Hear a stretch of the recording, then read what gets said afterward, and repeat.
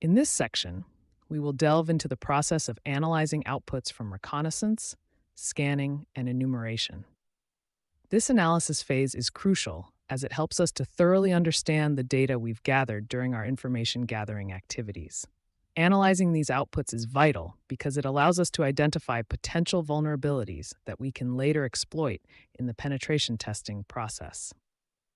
During this phase, our primary goals are to sift through large volumes of data to pinpoint significant findings, correlate scanned results to the environment, and create a cohesive picture of the target's security posture.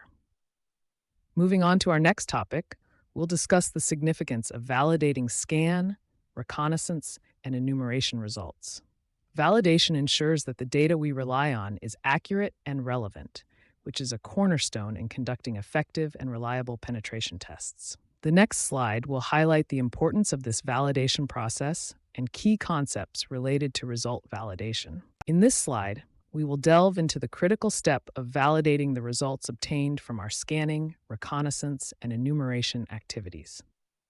As penetration testers, it's crucial to understand the importance of this validation process. Why?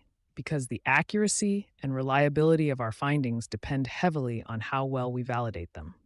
First, let's look at the core importance of validation in penetration testing. When we conduct scans and gather reconnaissance data, we often end up with a long list of potential vulnerabilities and target information. However, not every piece of data or every vulnerability detected by our tools is as accurate. Validation helps us filter out incorrect data, refine our findings, and thus ensure that our subsequent actions are based on solid information. Secondly, there are key concepts that underpin effective result validation. These include cross-referencing data from multiple sources, verifying vulnerabilities manually where possible, and using secondary tools to confirm initial findings. Having a methodical approach to validation helps us maintain the integrity of our testing process, ultimately leading to more accurate and actionable results. In the next slide, we will discuss identifying false positives, which are a common challenge in this phase. We'll define what false positives are, provide examples, and explore techniques to identify and handle them effectively. One specific example we will look at is reviewing Nessus scan output for false positives, giving us practical insights into overcoming this issue. Now let's move our focus to slide 3, identifying false positives. Firstly, let's define what a false positive is. In the context of penetration testing, a false positive is an instance where a vulnerability scan incorrectly reports a vulnerability that doesn't actually exist. This can lead to unnecessary remediation efforts and wasted resources. One common example of a false positive can occur when an automated tool flags legitimate network traffic as a potential threat. Another example might be when an outdated signature in a vulnerability scanner incorrectly identifies a safe patch as an exploitable vulnerability. To handle false positives, there are several techniques you can employ. 1. Reviewing scan outputs. Carefully analyze the outputs from your scanning tools. Reviewing Nessus scan outputs, for instance, allows you to cross-check reported vulnerabilities and discard the ones that are incorrectly flagged. 2. Cross-referencing with other tools. Use multiple tools to verify findings. If only one tool reports a vulnerability and others do not, it's worth scrutinizing further. 3. Manual verification. Conduct manual checks to validate the flagged vulnerabilities. This could involve manually inspecting the code, configuration, or executing the exploit manually to verify its legitimacy. By incorporating these techniques into your penetration testing process, you can effectively minimize the occurrence of false positives and ensure that genuine vulnerabilities get the focus they need. In the next slide, we'll delve into another crucial aspect, identifying false negatives. We'll talk about what false negatives are, provide examples, and cover techniques to identify and handle them effectively. Stay tuned. Now, let's move on to slide 4, identifying false negatives. In the previous slide, we discussed the crucial task of identifying false positives. Now, it's equally important to understand what we mean by false negatives. False negatives occur when a tool or scan fails to detect an existing vulnerability. This can lead to a false sense of security, where you believe your systems are secure when they are actually at risk. Some common examples of false negatives include a vulnerability scanner failing to detect a zero-day exploit or missing an out-of-date software version due to incorrect configuration settings. To combat false negatives, one effective technique is manual validation. This involves manually reviewing your systems and configurations to uncover any vulnerabilities that automated tools might have missed. Other strategies include cross-verifying results using multiple scanning tools and keeping up to date with the latest threat intelligence resources. For example, performing a manual validation of security settings or configurations might reveal misconfigurations that were not flagged by automated scans. Next, we will delve into Slide 5, Confirming True Positives, where we explore how to accurately confirm vulnerabilities that have been detected, employing tools such as Metasploit for validation. Slide 5, Confirming True Positives, is where we shift our focus from false negatives to true positives. Let's begin with defining what a true positive is. A true positive occurs when our scanning tool correctly identifies a vulnerability present in the system. For example, if your vulnerability scan detects an exploitable open port, and that port indeed provides an entry point for attackers, that's a true positive. To confirm these true positives, there are several techniques at our disposal. Firstly, one of the most reliable methods involves manually verifying the findings. This process includes cross-referencing the identified vulnerabilities with known vulnerability databases or patch notes. Another effective technique is utilizing specialized tools like Metasploit. Metasploit can be used to exploit the detected vulnerability in a controlled environment, which confirms not only the existence but the exploitability of the vulnerability. For instance, after running a vulnerability scan, if it flags a potential exploit in a particular service, you can use Metasploit to attempt to exploit this vulnerability. If Metasploit successfully gains access, you've confirmed that the scan's result was a true positive. In our next slide, we will explore ensuring the completeness of your scans. This is crucial to make sure that no vulnerabilities go undetected. We will discuss the importance of comprehensive scans and how to configure tools like Nmap for a thorough network assessment. Stay tuned for the next slide, where we delve deeper into these techniques and look at practical examples. Let's move on to Slide 6, where we'll focus on the critical topic of ensuring scan completeness. First, let's discuss the importance of comprehensive scans. A thorough scan is essential to identify security vulnerabilities across all assets within a network. Missing out on any part of the network could leave potential threats unnoticed, jeopardizing your overall security posture. For ensuring scan completeness, several techniques are effective. One widely used tool is Nmap, which can be configured for comprehensive network scanning. For example, you can use the command nmap-p-t4 192.168.1 to perform a full T-sort support scan along with service detection, version detection, OS detection, and traceroute. This command initiates a full-range port scan -p, aggressive scan options -a, and sets the timing template to higher performance -as T4. Finally, it scans the entire subnet 192.168.1.024, ensuring you cover every device within that IP range.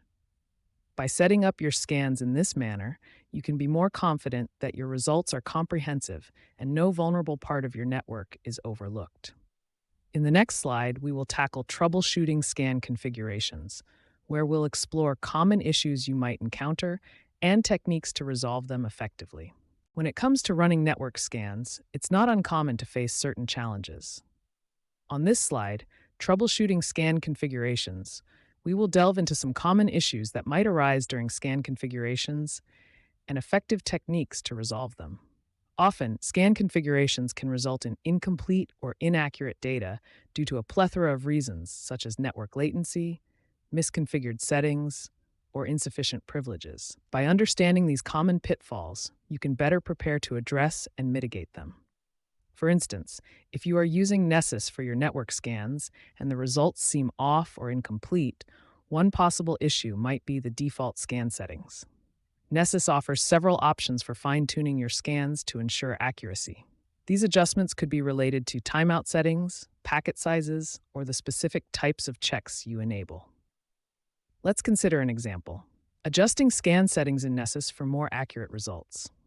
You can configure Nessus to use optimized settings tailored to your network environment, such as modifying the scan's performance settings to handle high latency networks better, or enabling deeper, more thorough checks that might take a bit longer but offer higher accuracy. Up next, we will talk about public exploit selection and how critical it is to select the right public exploits for your vulnerability assessments. We will also cover some valuable resources where you can find these exploits, such as ExploitDB, and how to use tools like SearchSploit to find relevant exploits efficiently. Now that we've covered troubleshooting scan configurations, let's move on to another crucial aspect of vulnerability assessment: selecting the right public exploits.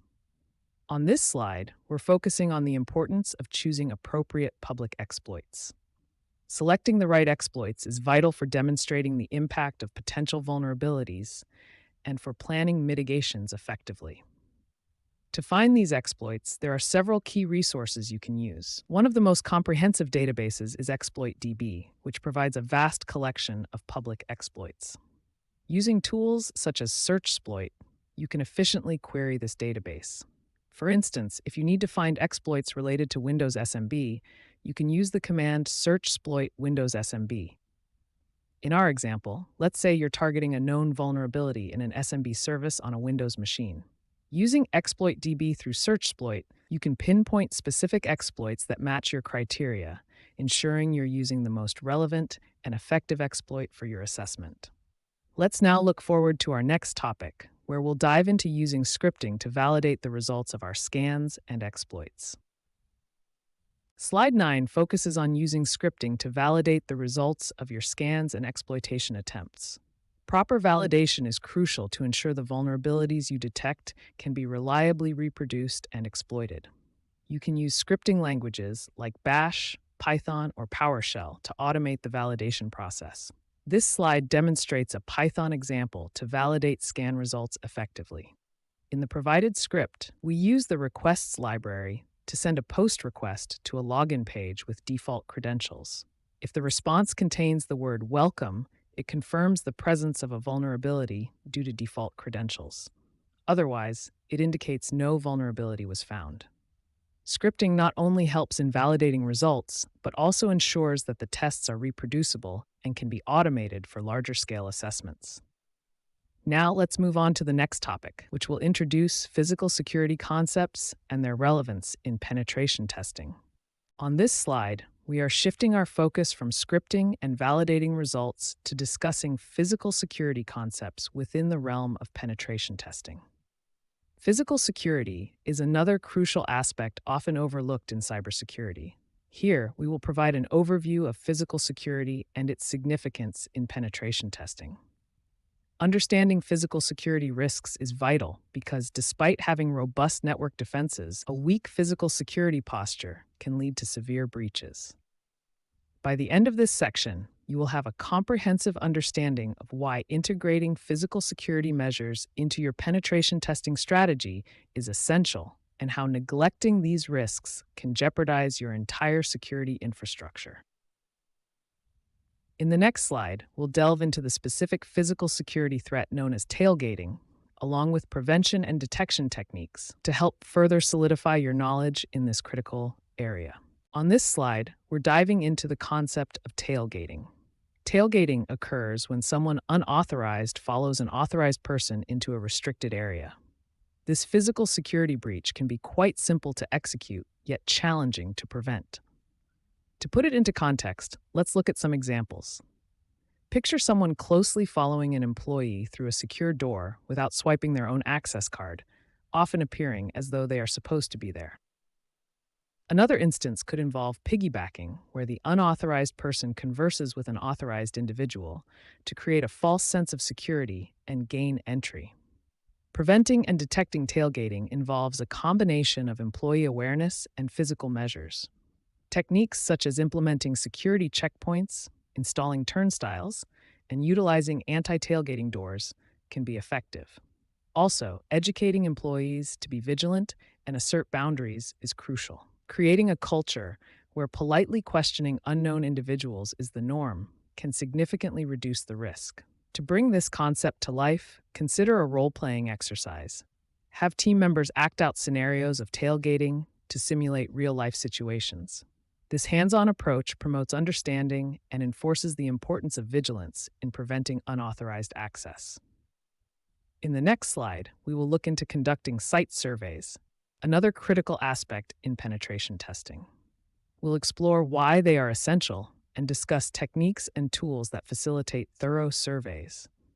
Plus, we'll look at an example of using a checklist to ensure comprehensive site assessments. Now let's move on to slide 12, conducting site surveys. In penetration testing, site surveys are crucial for gaining an understanding of the physical and operational structure of the target environment. By conducting thorough site surveys, you can identify potential entry points, vulnerabilities, and gather valuable information that can be used to formulate effective testing strategies. There are several techniques and tools that can assist in conducting site surveys. For instance, you might use floor plans, architectural blueprints, or even simple walkthroughs of the premises. Tools like smartphones or tablets can be handy for taking notes and photos, while specialized equipment such as Wi-Fi analyzers can help identify wireless network vulnerabilities. To ensure that your site survey is comprehensive, using a checklist can be incredibly helpful. This checklist might include points to verify physical security measures, assess the locations of sensitive information and equipment, and identify any visible network infrastructure.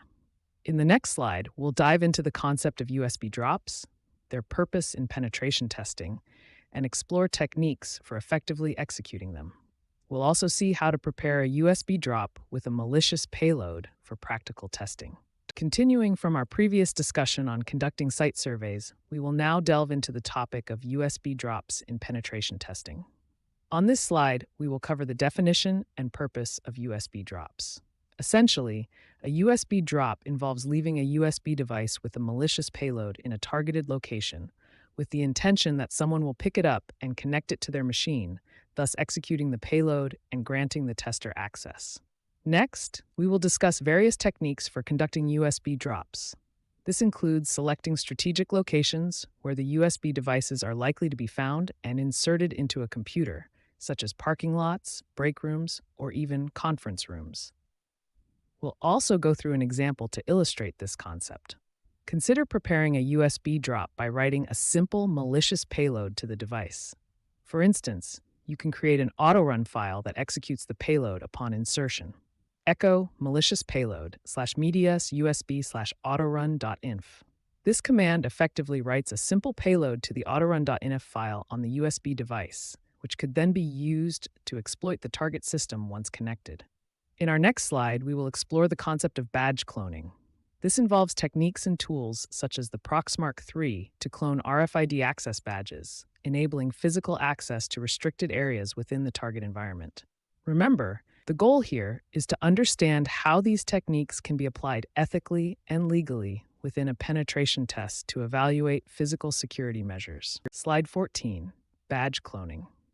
Building on our discussion of USB drops, let's now move to badge cloning, which is another critical aspect of physical penetration testing. In this section, we'll delve into the definition and various techniques employed in badge cloning. Badge cloning involves duplicating an employee's access badge to gain unauthorized access to secure areas. It's a potent method due to its ability to bypass electronic access controls. We'll highlight the main tools used in the process, with a particular focus on the Proxmark 3 device. Proxmark 3 is a versatile tool for reading, emulating, and cloning RFID tags, which makes it exceptionally useful in the context of badge cloning. For a practical example, consider this command: Proxmark 3 hfmfclode1 a ffffff dumpdata.mfd. Here, the Proxmark 3 is used to clone a specific badge by loading the dump data. Next, we'll transition to another crucial skill in physical penetration testing: lockpicking, detailed in the upcoming slides. Slide 15, lockpicking. In this section, we'll be discussing the importance of understanding lockpicking as a fundamental skill in physical security. As penetration testers, it's crucial to be well-versed in techniques and tools that can expose vulnerabilities in physical barriers.